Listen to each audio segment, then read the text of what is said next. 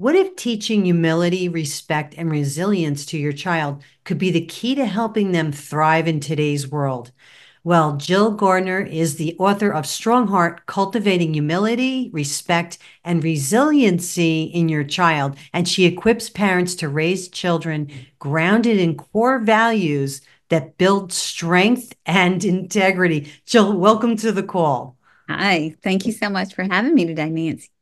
I'm so excited to have you here because when I was reading your book, I was getting excited because you were talking about respect and resiliency, and not only that, about self-esteem. Why do you think humility, respect, and resilience matter so much for kids today? Oh, goodness. Well, it doesn't take long to look around at our world today or flip on a television to any of the standard channels or get in the car and flip on the radio. Everywhere we go, children really, truly are growing up in a culture of lies, which is, I know it's a harsh thing to say, but unfortunately, I believe it's the truth.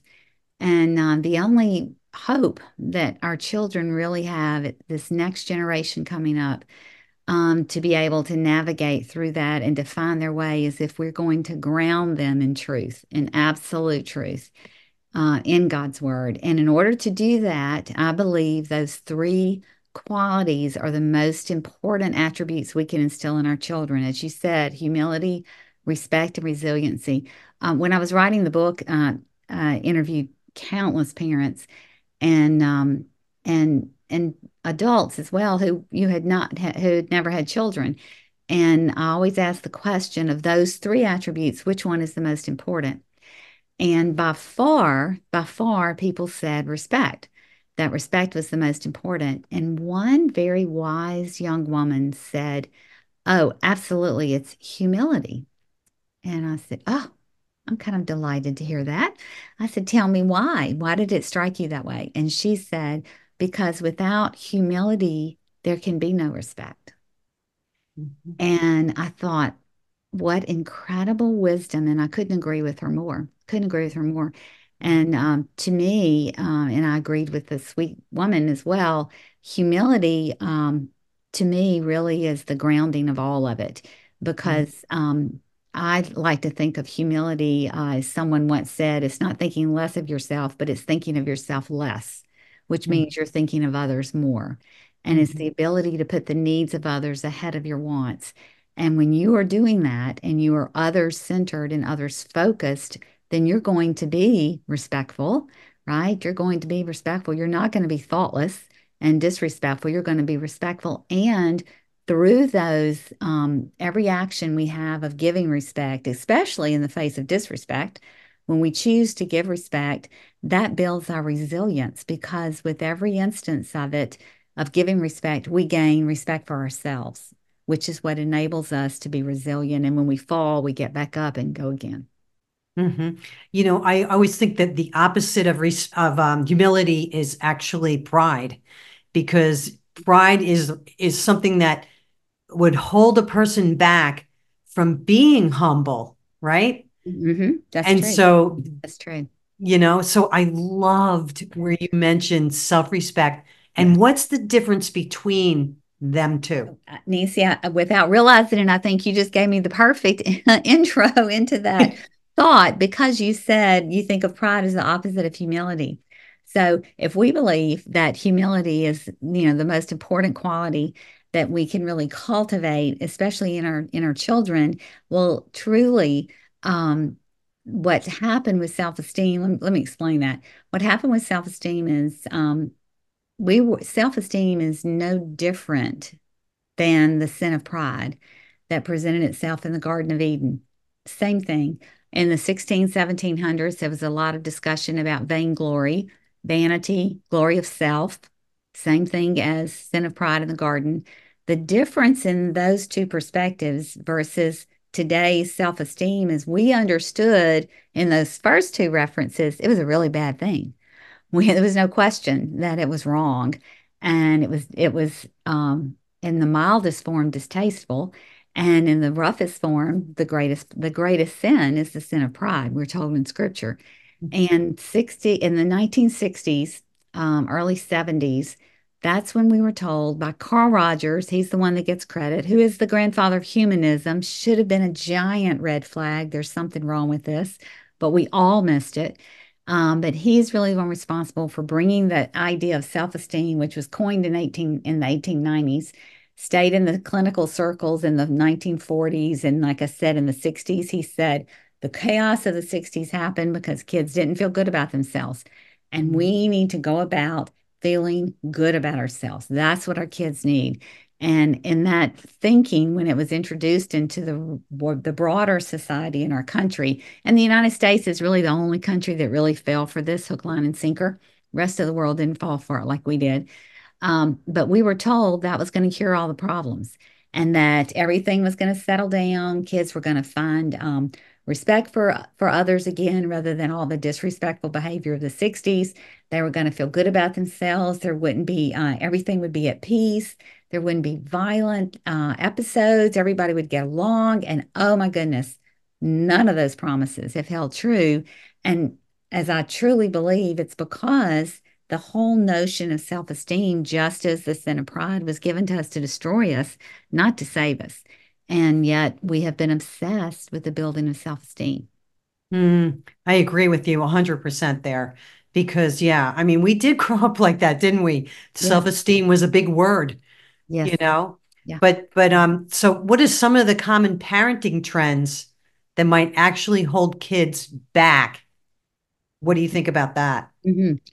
So I think of the mirror or the window is you probably read that is the kind of visual imagery that I give to explain it.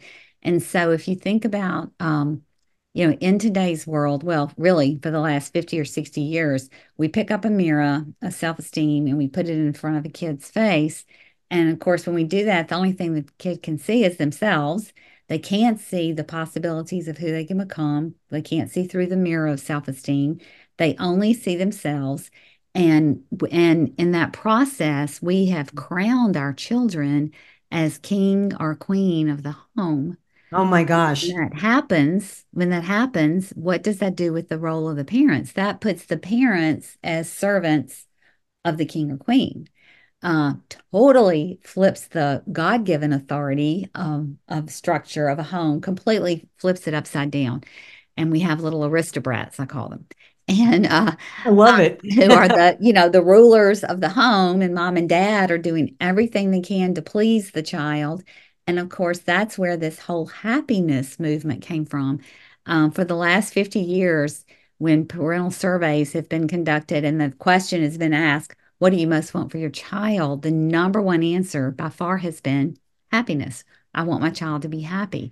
And I just cringe when I hear that, because no, you really don't want your child to be happy. That's not your role as a parent. That should not be your goal as a parent, because if you're consumed with keeping your child happy, your child's not going to learn lessons, the lessons of life they need to learn through failure. They're not Mhm. going to learn how to handle and deal and overcome disappointment. Therefore, they're not going to mature. Mhm. Therein explains this phenomenon of kids in their 20s. That was true 10 years ago in their 20s. Today, it is now kids in their, and I'm saying kids in their 30s, who, and they're still kids, who are still not able to find their purpose in life, and not their purpose, God's purpose for them, and who are not able to function as contributing members of society. And they're back home, living in the basement, and, back home having someone take care of them because they never gained maturity. And all of it stems back to the notion of building their self-esteem. Mhm. And it has been, I don't know of any other philosophy, I'll call it, or theory of parenting that has been more damaging than the whole idea of self-esteem and all that goes with it. So what do you think, we need to let go of as a parent? Yes. So rather than that mirror of self-esteem, I'll show it that way. We need to raise our children at the window of self-respect. And so think about when I have a window next to my desk here. So think about when we look out a window, you catch a glimpse of yourself. There's a dim reflection when you look through a mirror, I mean through a window. So we take our children to the window of self-respect, they get a glimpse of themselves, but now rather than getting lost in themselves, which is what happens in the mirror, rather than get lost in themselves, they see immediately through themselves, beyond themselves. They can see through the window of self-respect. They can see the world. They can see that God has a plan and a purpose for their lives. They can find their contribution to give to others. Hmm. Their circumstances now become, their future circumstances become now a reflection of who they're going to become and what they're going to give to the world, rather than in the mirror of self-esteem, it's all about what's the world going to do for me? It's all about me.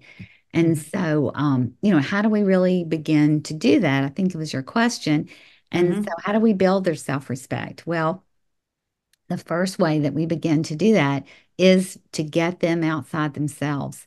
So much of the counseling today, particularly non-Christian counseling, particularly, so much of that counseling only takes kids further and deeper down into themselves. Hmm. And there's no answers to be found. I mean, we know as Christians, we don't have the answers. The answers are, we don't find the answers in ourselves. We find the answers when we look up, right? Hmm. And we look in his word and we look into his face and bow before him. That's where we find our answers. We don't find them inside ourselves. And yet we keep pushing kids deeper and deeper into themselves. It breaks my heart. And most of us recognize as adults the issues today of anxiety, the issues of depression that's so prevalent among our teenagers and young adults today.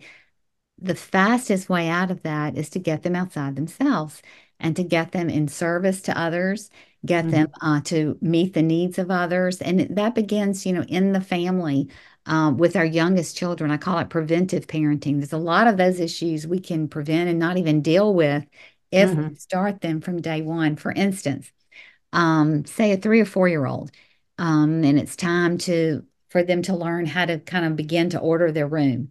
And Hmm. if we're gonna teach them to keep their shoes in the bottom of the closet and the stuffed animals on the bottom shelf. But the impetus behind that, the reasoning behind it, isn't so their room won't be a mess. We're going to connect it to how it affects others. So, honey, we're going to keep our shoes on the bottom here and we're going to keep our animals over here so that no one comes in and trips over them. Hmm. We're going to pick up with a little bit older child. We're not going to leave the wet towels on the floor anymore. So the next person that comes in doesn't have to pick up your mess that you've left behind. Hmm. And we begin to help them see truly beyond themselves. One other thing I'll throw out, and while we're thinking about that, is as the children grow, this is why chores are so critically important. In a survey a couple of years ago, 87% of today's parents were raised with chores. Only 28% of those parents are requiring their children to do chores. Hmm. Hmm. And it's part of that self-esteem movement, right?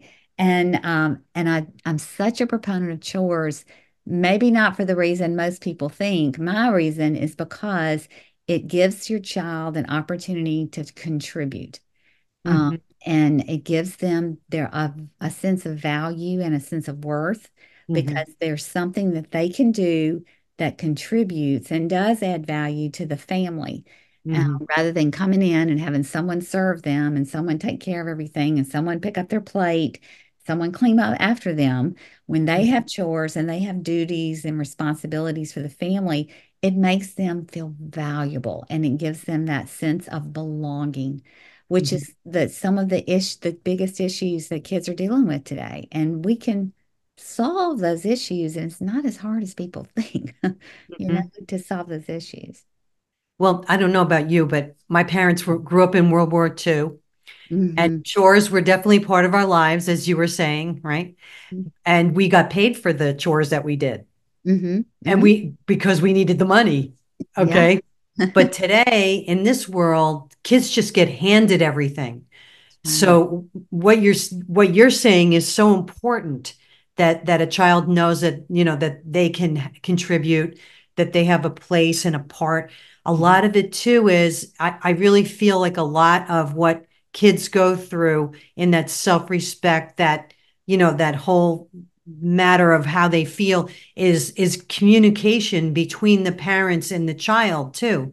A Mhm. lot is there's so much disconnect because the parents are busy, like, either looking on their phone, or they're not paying attention, or I mean, so many factors, and the kid feels like third, you Uh-huh. know It's true. third in They order. are.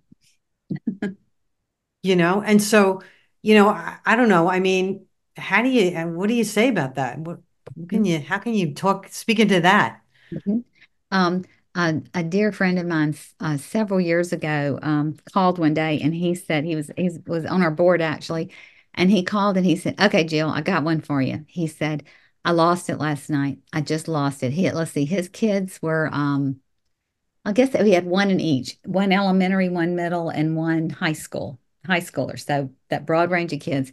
And he said, I lost it last night. And I said, well, love covers a multitude of sins. It's going to be all right. He said, oh, I'm not apologizing for it. He said, I lost it last night. He said, I went and got a basket and I put the basket by the back door. And I said, when you walk in, the phone goes in the basket. And when you leave, the phone goes out and goes with you. And he had an epiphany because they had finished supper, and as soon as they finished supper, they all were sitting around. And he said he looked up, and all five of them, he, his wife, and their three children, they were all in the living room, and they were totally disconnected from each other because everybody in the house was on a device or it was on something. Some were on the phones, one was on the computer. But everybody in the house was on a device, and yet they were sitting all together in the living room and totally disconnected. And he said, I just lost it. And he said, and I said, what'd your kids say? And he said, oh, they didn't, they just put their phone in the basket. He said they understood dad had had enough, and he's Yeah. he's a wonderful, wonderful man. And he said, so just wanted to share that with you, and it was wonderful. It's wonderful. And he said, and of course, as time went on, they found how much they enjoyed it when Mm. they were willing to put them aside. And then, of course, Mhm. there were times, when, of course, they had to get back on for whatever reasons. But it became part of who they were as a family. It redefined them and brought them back to who they really were and who they had been before they got lost in their technology. Mhm. So that's one suggestion, wholeheartedly one suggestion. One of our we don't do technology at my house with our grandchildren, and two of our grandsons, a 10-year-old and 8-year-old, came over one day, and as soon as they walked in the back door, the 8-year-old said, "Oh, Gigi, can I get on your phone? And I've got this game I want to blah blah blah." And before I could say a word, Jack, his older brother, ran over and he put his hand on his shoulder and he said, Austin, we don't do that at Gigi's. Get over it. And Austin's eyes, he went, okay. And he immediately opened the door, went out on the back porch, got the Yeah. baseball, got the glove, and said, Yeah. Gigi, will you throw the ball? I said, I'm there, bud. Yeah. And Yeah. went out and threw the baseball. But it's not as hard to break these things as people think that it is. Yeah. And of course, to me, the biggest key to all of this, getting us reconnected again, of course, Mm. it really does start with the parents. And you've Mhm. got to be willing. Something I always tell parents is something we can never be guilty of as a parent is expecting more of our children than we do of ourselves. Mhm. Mhm. And whatever we're going to expect of our children, we better model it ourselves. And we better expect the same or even greater, Mhm. of ourselves. Mhm. 'Cause they will follow our lead. They Yeah. will. They'll follow our lead. Sometimes we just try to say one thing and do another. And that's not going to work. That's not going to work. Well, one time I went to church and there was a mother there, and she was a single mom. She had two girls, and all three of them were sitting at a table at a gathering on their phones. Mm, I don't think I've ever seen that before, where mm, they were just so, engaged in the phone and not with each other. And that's really rough. That's rough. mm. But I do know that you have a story about a 13-year-old. Would you mind telling that one? Yeah, this is a stinger. I was helping. helping some parents with their 12-year-old daughter that started at 12. And she was beginning to get a bit disconnected, and some ideas and thoughts and things that were coming out of her mouth. They were like, where did this come from? And they were very concerned. And we talked about it. And, that age of 12 to 13 is that age of accountability. That's scripturally correct. And often I taught that sixth grade time frame for about 14 years.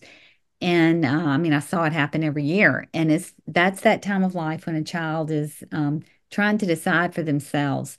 Okay, I know what I believe, what I've said I believe. I know, sure know what my parents believe. I know what they think. But is this really who I'm going to be? Is this who I'm going to become?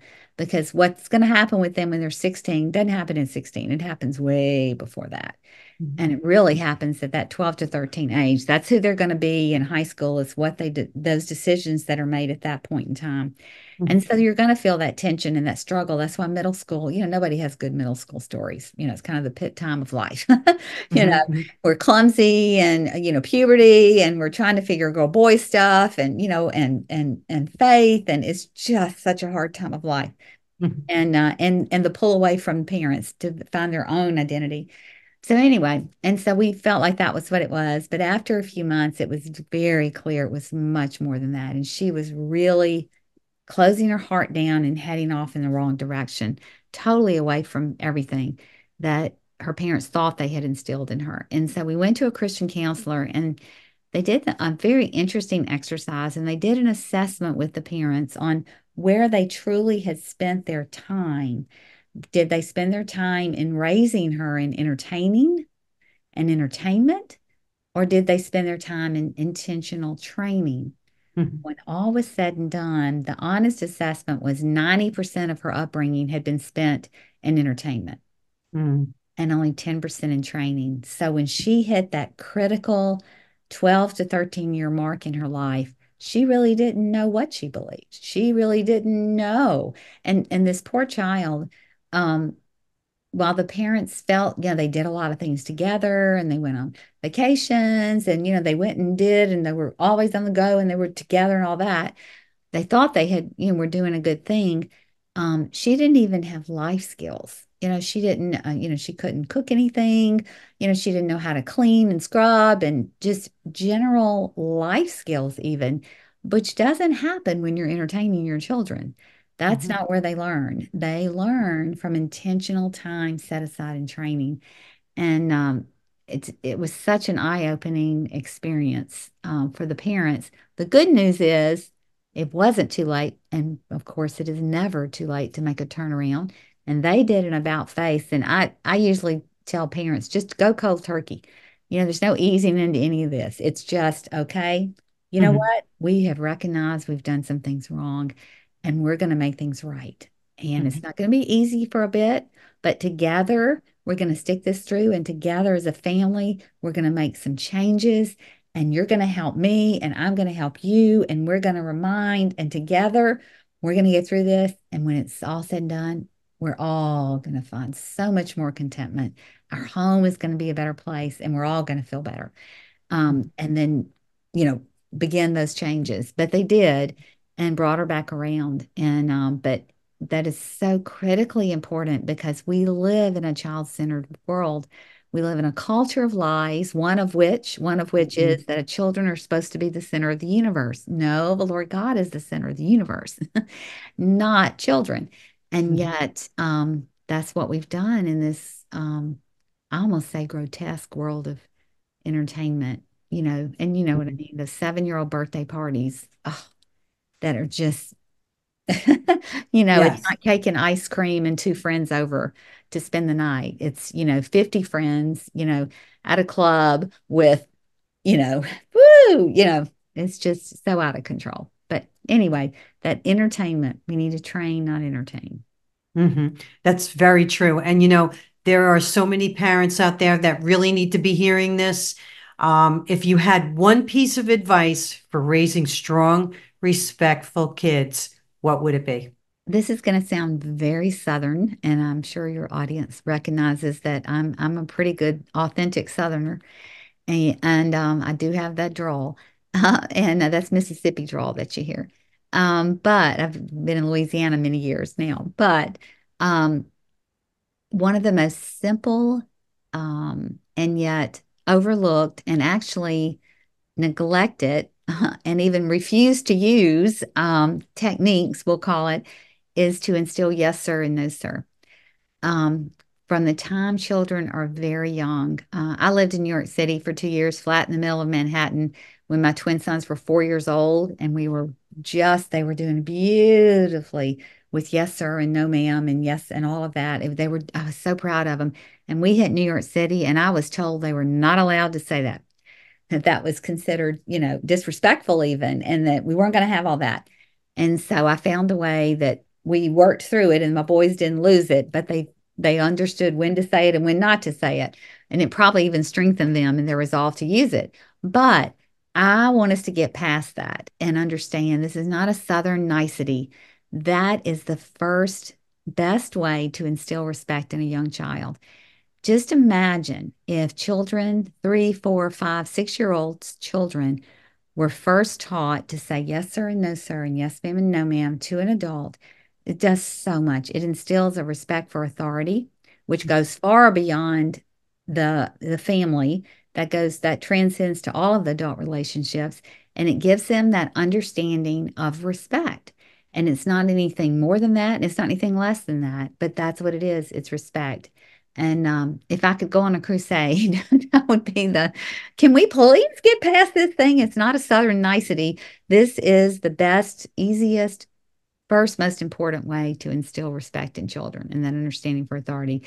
One other caveat I'll just add to that too is to establish the Ruby Rule, we call it, as the rule of your home, which takes the golden rule to another level and even beyond treating others the way you want to be treated, but to respect others the way you want to be respected. And that's between husband and wife, that's between parents to children, children to parents, when respect is the kind of the ground level expectation. And nix disrespect, that should be nixed in the bud immediately. The role of I mean, when I was growing up, if mother said something and daddy saw my shoulder lift, I mean, you were called to the carpet, or you rolled those eyes. If there was any hint of disrespect, it was nixed. If we could do just that one element, what a difference it would make. And and beyond that, even the respect for others. Um, what happens is when we start with that respect for authority, that makes it so easy for a child to understand the respect for God and to have respect for God and respect for God's word, which moves into respect for others. And that's where that wheel of respect gets put in place. And that's where a child gains then respect for themselves, which is what they ultimately need to complete that circle and become all God created them to be, because they'll be able to make the wise, right choices. Mhm.